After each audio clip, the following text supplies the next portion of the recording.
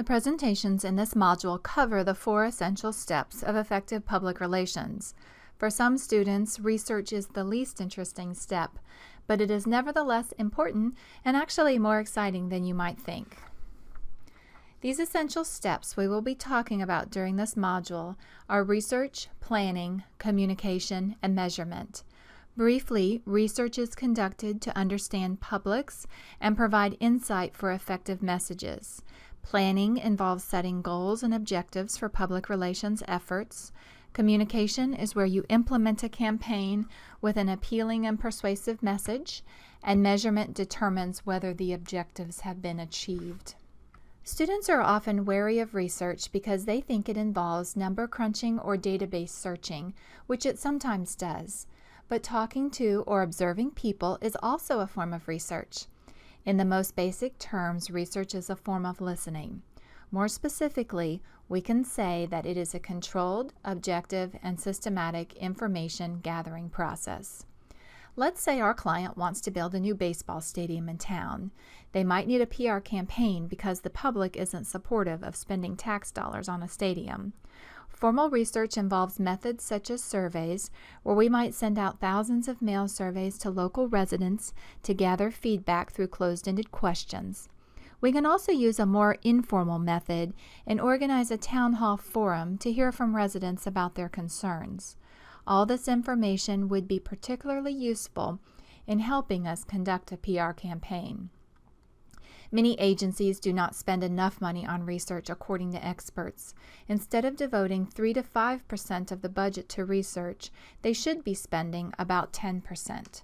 Although research is the first step, it is also used during the communication and measurement steps to determine or evaluate whether the campaign is working or whether it worked.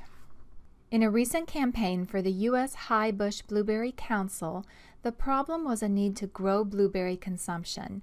The kind of information they needed was consumer usage of blueberries and attitudes about healthy living, as well as information about various target publics.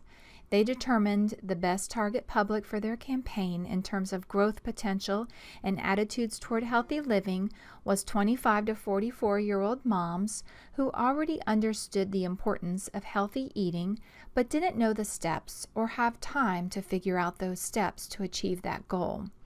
They were also interested in targeting dietitians and school nutrition managers.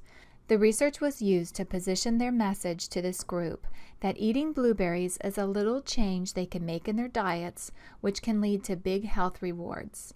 Other questions to ask before research include who should conduct the research, an outside organization or yourself, how the data will be analyzed, reported, and applied, the timetable for the project, and the budget.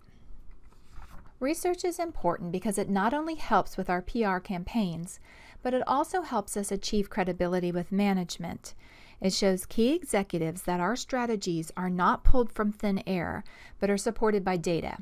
At the end of a campaign, it can also show management that the money devoted to PR was well spent. As you saw with the Blueberry campaign, research also helps us identify audiences and segment publics. We can also use research to develop our strategy, which is our overall approach to our campaign. In the Blueberry campaign, they knew from research that moms of this age group often turn to peers and the web for information about healthy living.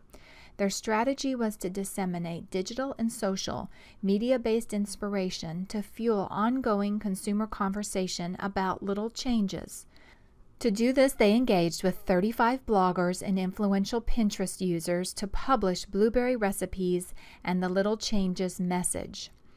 Messages can also be tested using research.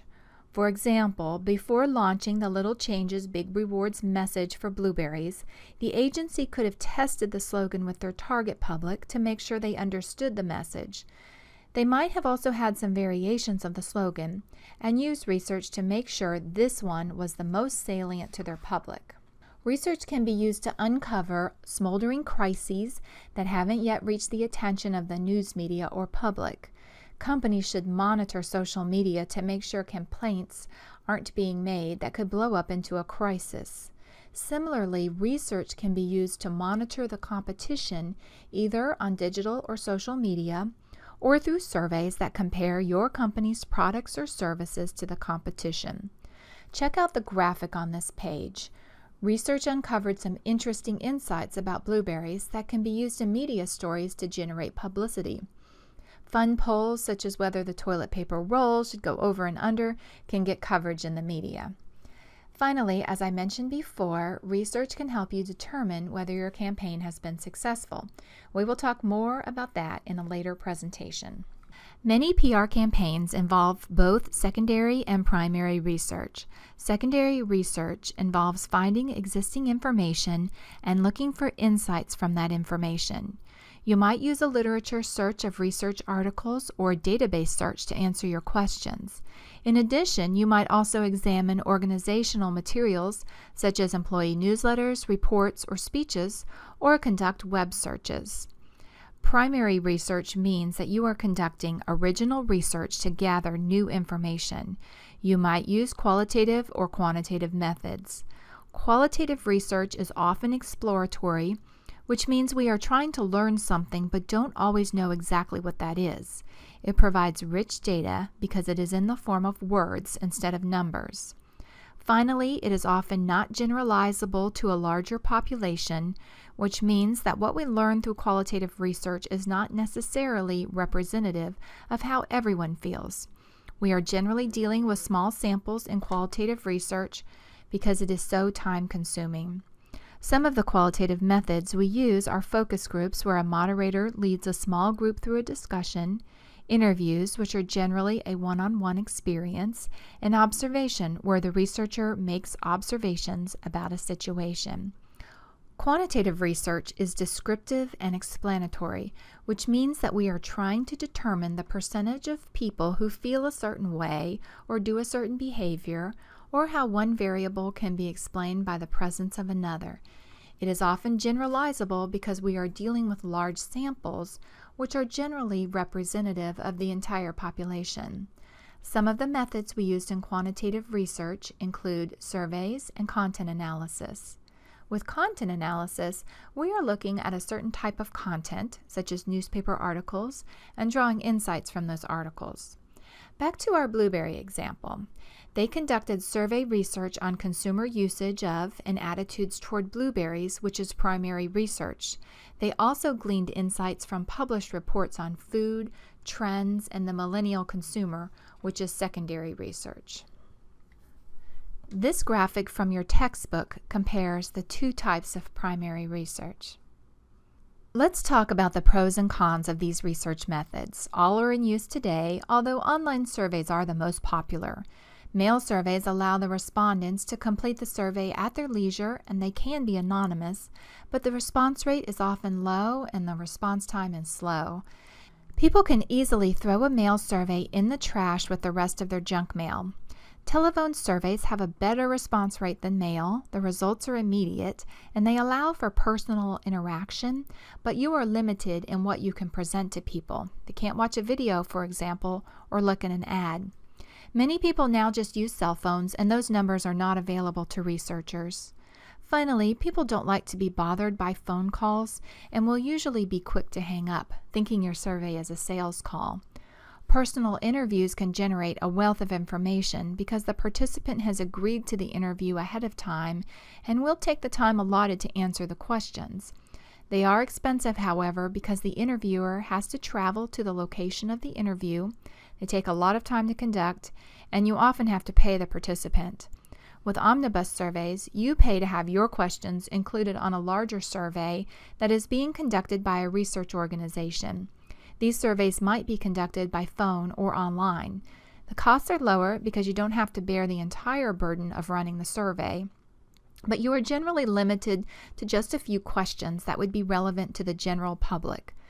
Finally, online surveys using a tool such as SurveyMonkey are inexpensive to conduct because no interviewer is involved and are useful for exposing participants to digital content. They don't have great response rates because people can easily close the window. If you are conducting a survey, you will want to use probability sampling. For example, if I wanted to survey USF students, I would get a sample of email addresses from the registrar. I don't need the complete list, but just a sample. The list they would give me would be random, where every student at USF has an equal and known chance of being selected. If I get 1,000 names from the complete list of 40,000 students, then everyone has a 1 in 40 chance of being selected. It's not always possible to have a list, however. If you are conducting interviews or focus groups, non-probability sampling is fine because, as we said, the results aren't really generalizable anyway. So we try to find people who meet our criteria and get ideas from them. You will often hear the term margin of error associated with the results of a survey. For example, in a political poll, one candidate might be supported by 40% of the population with a plus or minus 3% margin of error. This means that the true percentage is likely to fall between 43% and 49%. The larger the sample, the smaller the error. But generally over 1,000 people, the error doesn't decrease that much as you continue to increase your sample size. It will cost you more money to survey more people with little return in terms of reducing your margin of error. It is important to keep margin of error in mind because if you survey a small sample, your data are not very useful. For example, if you surveyed 100 people about who they supported in the presidential race, those in support of one candidate might be 55%, but that number could actually range from as low as 45% to as high as 65%. That's a wide margin. This concludes our discussion of research as the first step in effective public relations.